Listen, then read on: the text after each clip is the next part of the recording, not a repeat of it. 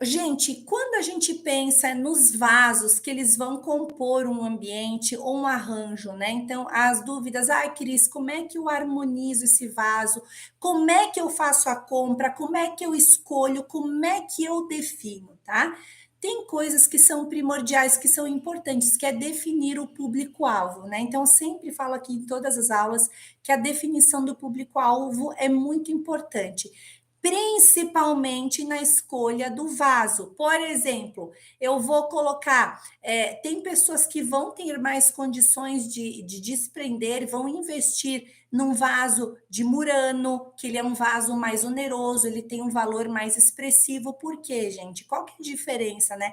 Porque os Muranos são feitos artesanalmente, é uma arte milenar. Alguns Muranos levam pó de ouro 24 quilates, e eles são peças que são atemporais. O que, que são atemporais, gente? Elas vão durar muitos e muitos anos e passam, são peças que passam de geração em geração, são verdadeiras joias na decoração.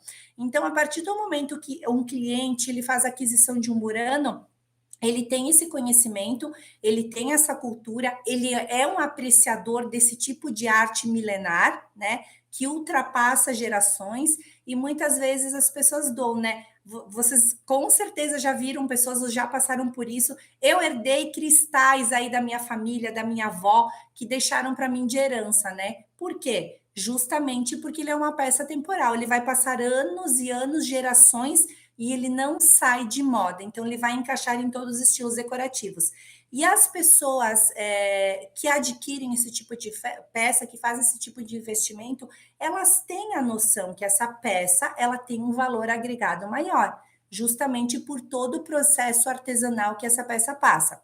É a mesma coisa que as peças de designer, né? Então as pessoas entram aqui e querem empreender. Cris, mas esse vaso está muito caro.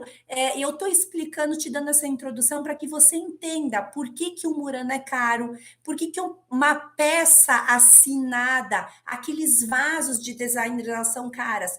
Gente, caro é não ter o conhecimento, né? Então, quando você compra uma peça, que nem uma obra de arte, né? A peça está assinada.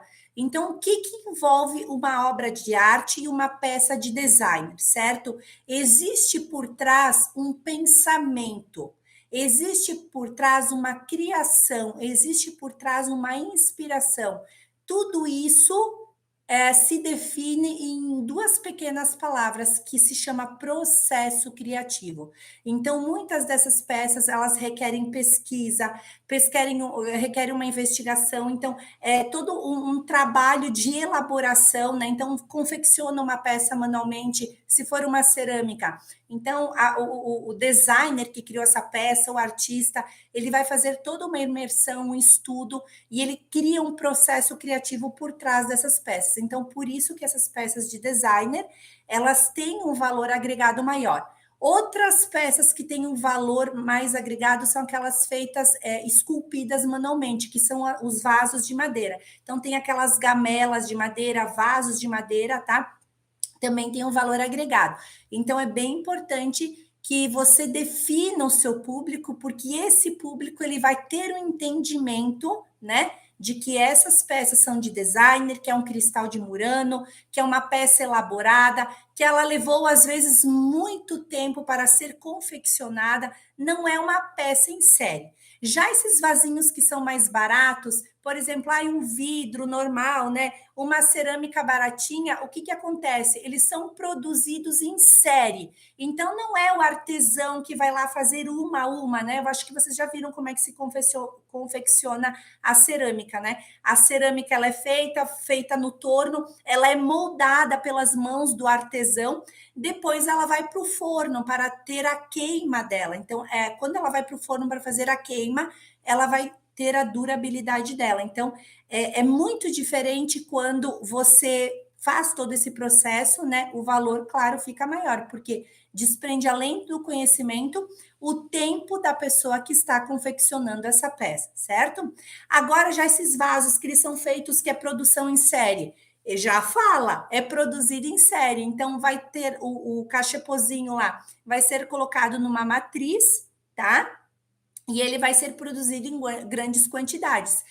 como ele só teve o custo da fabricação da matriz e de a elaboração do vasinho, que ele vai ser disparado em quantidades, então aquele custo inicial do material ele é diluído pelas quantidades que vai ser fabricado. Por isso que tem peças que elas são bem econômicas. Então é muito importante você que está empreendendo, você como artista floral, como empreendedora, ter essa visão, inclusive para você ter esse conhecimento e passar para o seu cliente qual o valor agregado do seu trabalho, dos vasos que você vai usar na decoração. Eu aqui trabalho, para quem está aqui pela primeira vez, né? Eu trabalho, faço as decorações nas casas dos clientes e junto com os arquitetos, então eu sempre uso esses vasos daí mais elaborados e a gente passa esse conhecimento para o cliente. Olha, essa peça aqui ela foi feita por um designer, é uma peça assinada, ela tem um conceito por trás, que é aquele processo criativo, então ela é toda conceitual, né? Ela está dentro das tendências do mercado, mas também ela é uma peça temporal, tá?